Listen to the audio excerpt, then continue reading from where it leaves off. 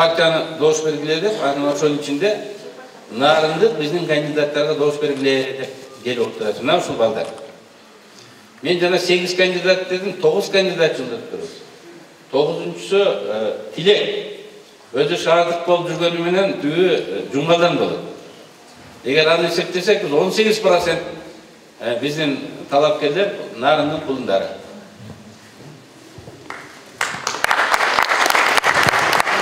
Урматтуу туугандар, мага чейинки талапкерлер Өмүрбек Ишкевич баш болуп, партиянын негизги шайлоо алдындагы багыттарын атап өтүштү.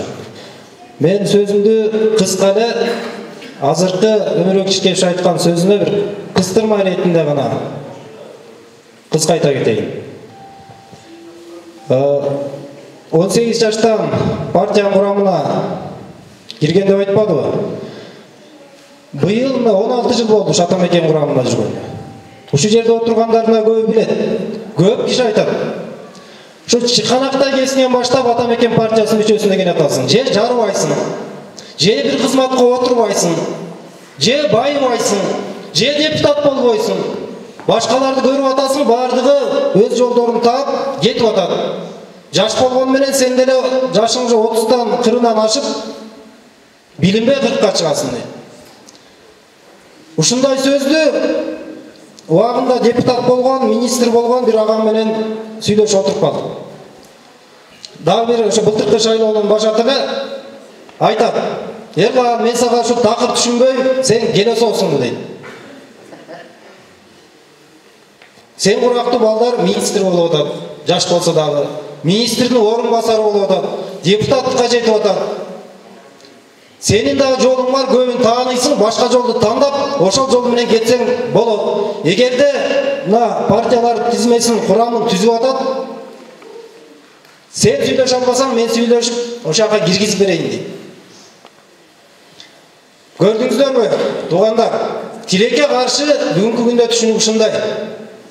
Эгерде партиядан партияга секирип, жаштайыңа кошоматчылыкка, жазакорлукка үйрөнүп, эптеп байлыкка, мансапка жетүүнүн амалын кылып жүргөн акылдуулук болсо, анда мен өз позициям менен келесе болуп жүргөнүм жакшы.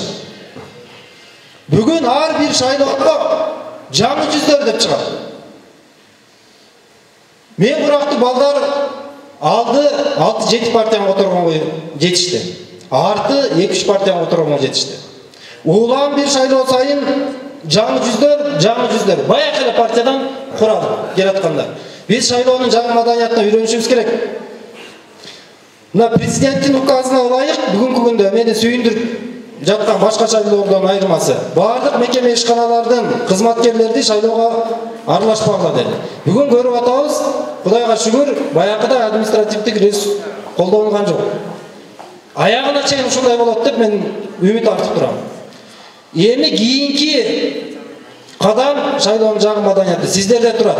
Урматтуу шайлоочулар, туура тандаганды акчага эмес, бир өзүңүздөрдүн жүрөгүңүздөр менен, программасына, туруктуулугуна, карманган позициясына ошого карап добуш бергенге үйрөнсөк, Кудай буйрса, Кыргызстаныбыз жакшы болот. Убакыттар. Green card дегенди көбүңүздөр билесиздер. Бүгүнкү күнгө мына 18-24 ноябрда Green Card деген бир лотерея бар. Америка Кошмо Штаттарына кеткенге ва өбөлгө түзө турчу. 200 миңге чукул жаштарыбыз ошо Green Cardга документ тапшырды. 200 миң адам. 200 миң адам дагы Америкага кетебиз деп турат. Дагы миңдеген адам жаштарыбыз Россияга, Казакстанга, Европага кетип атат. Мындай темп менен кетсе Кыргызстан келечегинде бүдөмөк болот. Себеби аяка кетип аткан жаштын баарында иштөөгө жөндөмдүү потенциалы бар жаш, биздин эң чоң байлыгыбыз деген адамдык ресурс агылып кетип атат. Ошондуктан бизде убакыт тар, эртерээк туура тандоого үйрөнүп, туура багытка алышыбыз керек. Дагы бир акырында айтарым. Дагы айтат, ушул Текебаев деле жандап келе атасың. Жанакы эле сөз да, бул сага эмне кылды дейт. Ар бир адам жакшы нерсени үйрөнгүсү келет. Эң биринчи атасына карап түзөнгүсү келет. Атасынан кийин кайсы жол менен туура бараткан, туура багытты карманган адамды бир адамды тандагысы келет. Мен дагы ошол жаштардын биримин. Мен да ошондой адамды мектепте окуп жүргөнмөн кезимен тандап, көбүрөөк мурунку сессияларды. Ушул Өмүрбек Чиркешевдин жетектеген партияга кирсем деген. Анан түшүнбөйм, туруктуулукка үйрөтүп атса, майда эмес мамлекеттин келечегин ойлогонго үйрөтүп атса, бир позицияны карма, кандай болсо дагы чындыкты бетке айт, акыйкаттык үчүн акырына чейин тур деп атсанын эмнеси жаман аны үйрөнгөндү. А мен эмне үчүн кетишим керек? Эгерде кемчилик жагы болсо, аны кабыл албайбыз. Эгерде жетишмеген жагы болсо, аны бизде дагы акыл үйрөнбөйбүз. Бирок бүгүнкү күнгө чейин 16 жылда отам, 16 жылдан бери бир күн өкүнгөн эмесмин.